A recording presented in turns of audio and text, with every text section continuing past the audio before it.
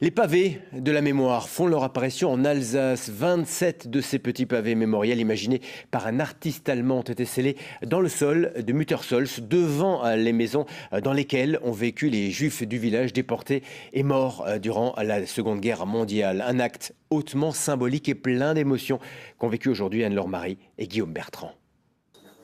Ici habitait Ernest Baer, déporté à Auschwitz en 1944. Une inscription sur un petit cube de ciment recouvert d'une fine pellicule de laiton. Il faut s'arrêter et se pencher pour le déchiffrer, comme un hommage. Toute notre famille a été arrêtée et conduite à Écrouves, puis à Drancy. 5 membres d'une même famille décimés par la fureur nazie parce qu'ils étaient juifs. Ces gens n'ont pas pu être enterrés. Maintenant, les familles ont un lieu où elles peuvent se recueillir, où leur nom est à nouveau inscrit.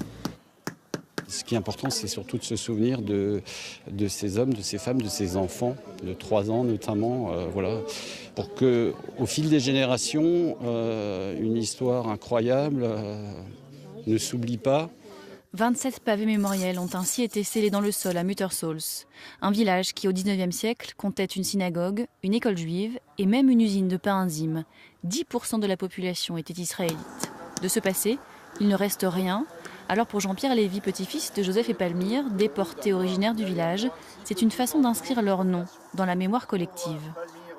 Effectivement, le temps passe et on oublie, on finit par tout oublier. C'est ce que je dis souvent pour mes petits-fils. Cette histoire-là doit correspondre à la campagne de Napoléon. C'est ça. Donc on essaye de maintenir ce souvenir tant qu'on peut. Plus de 70 000 pavés mémoriels en hommage à toutes les victimes du nazisme ont ainsi été scellés en Europe par Gunther Demnig depuis la fin des années 90. Ce sont les premières en Alsace, dans un contexte particulièrement tendu. Ne nous voilons pas la face, l'actualité nous le montre aujourd'hui. L'antisémitisme est très fortement en hausse.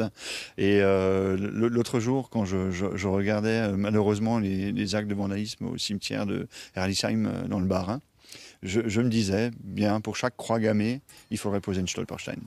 Et justement, demain, 24 pavés seront posés à Herlisheim dans le Haut-Rhin et 20 autres à Strasbourg.